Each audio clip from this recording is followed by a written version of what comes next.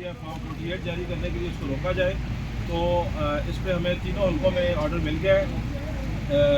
Election commission of Pakistan نے تینوں R Os کو آرڈر کر دیا ہے کہ اسلام آباد کے تینوں حلقوں سے NA 46, 47 اور 48 سے فوری طور پہ کنسولیڈیشن کو روک دیا جائے.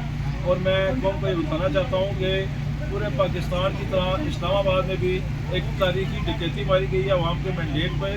اور جو اسلام آباد کی 23 لاکھ عوام ہے اور اسلام آباد کی جو 23 لاکھ عوام ہے اس کے ساتھ بہت بڑا ظلم کیا گیا ہے. رات کی تاریکی میں رات کے اندھیرے میں ان کے مینڈیٹ کو لوٹا گیا ہے.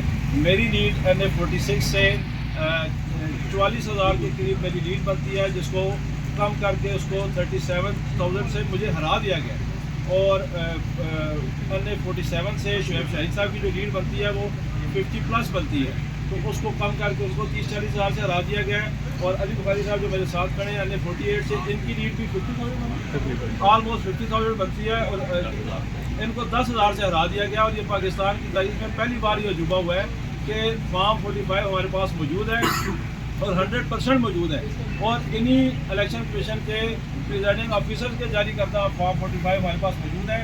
وہ سارے ہم نے الیکشن کمیشن میں بھی پیش کیے ہیں تینوں حلقوں سے. اور ہمیں فوری طور پہ یہ لیف ملا ہے کہ جو اس کی فائنل کنسولیڈیشن ہونے جا رہی ہے فارم 48 کے لیے جس کے لیے آج ہمیں نوٹس تو نہیں ملا لیکن ہمیں میڈیا کی زبانی پتہ چلا تھا تو اس کو فوری طور پہ ECP نے روک دی. Thank you G.